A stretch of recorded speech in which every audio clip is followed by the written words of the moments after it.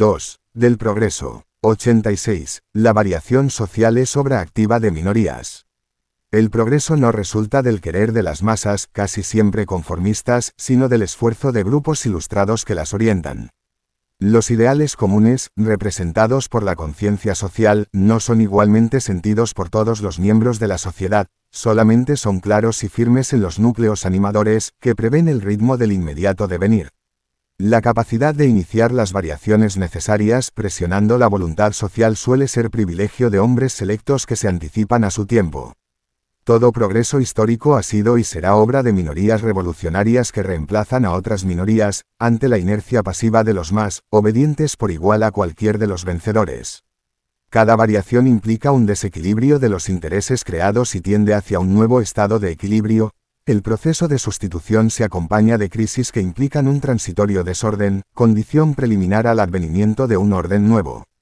En el devenir social solo merece el nombre de revolución tal cambio de régimen que importe hondas transformaciones de las ideas o radicales desplazamientos de los intereses coexistentes en la sociedad. No es lícito confundir su gesta palingenésica con los motines o turbulencias que convulsionan la vida del Estado político.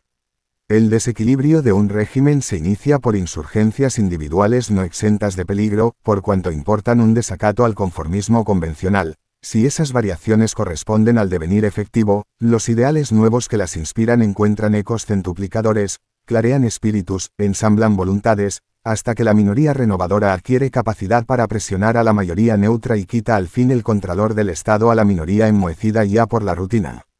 87. La herencia social es pasiva resistencia de inconscientes mayorías. Las fuerzas de variación tienen su enemigo militante en las minorías conservadoras, detrás de las cuales actúa su enemigo invisible, indeterminado, anónimo, 100 veces más poderoso, 200 más eficaz, los hábitos sedimentados en la rutina de las mayorías, que de una en otra generación, de uno en otro siglo, heredan, amalgamados por el tiempo, ciertos caracteres que obstruyen la adquisición de otros nuevos. La inercia mental de los más obra como peso muerto frente al variar de la realidad y a los ideales que interpretan su ritmo. El conformismo nace de los hábitos que acomodan la voluntad a la menor resistencia. Toda variación que altere el actual estado de equilibrio perturba esos hábitos y plantea dificultades imprevistas que reclaman un nuevo esfuerzo de adaptación. En el orden social la rutina representa acomodaciones y automáticas, opuestas a cualquier renovación que exija actividades inteligentes. Las mayorías amorfas nunca desean los cambios que promueven las minorías pensantes, porque para ellos todo cambio es trabajo presente cuyos beneficios ulteriores no sospechan. Son, por ende, enemigas del progreso, sin perjuicio de aprovechar más tarde los cambios realizados por el exclusivo esfuerzo ajeno. Los hombres viejos son personalmente refractarios a toda novelería, como las viejas castas lo son en la sociedad y los pueblos viejos en el mundo. Esclerosado ya su armazón ideológica, siguen viviendo en los límites más próximos a la inercia y toda variación amengua sus posibilidades vitales. La desherencia es indispensable en toda renovación y esta solo es posible en la justa medida en que aquella se realiza.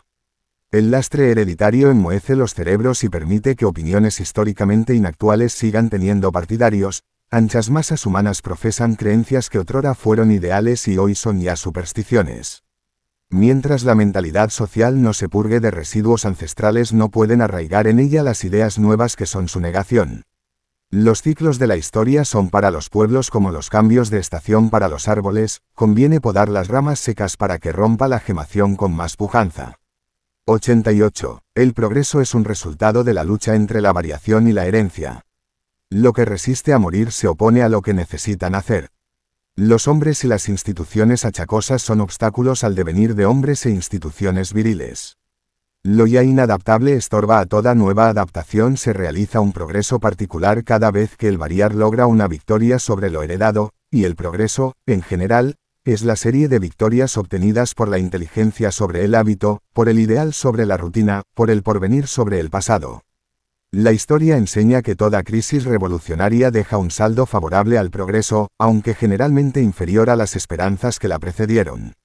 Los ideales de la minoría pensante rebajan en ley al ser incorporadas a la experiencia social, perdiendo en intensidad lo que ganan en extensión. Al tomar contacto con la mayoría pasiva que los acata, solo consiguen modificarla a precio de la propia modificación, mediante un intercambio recíproco en que la herencia limita parcialmente la variación.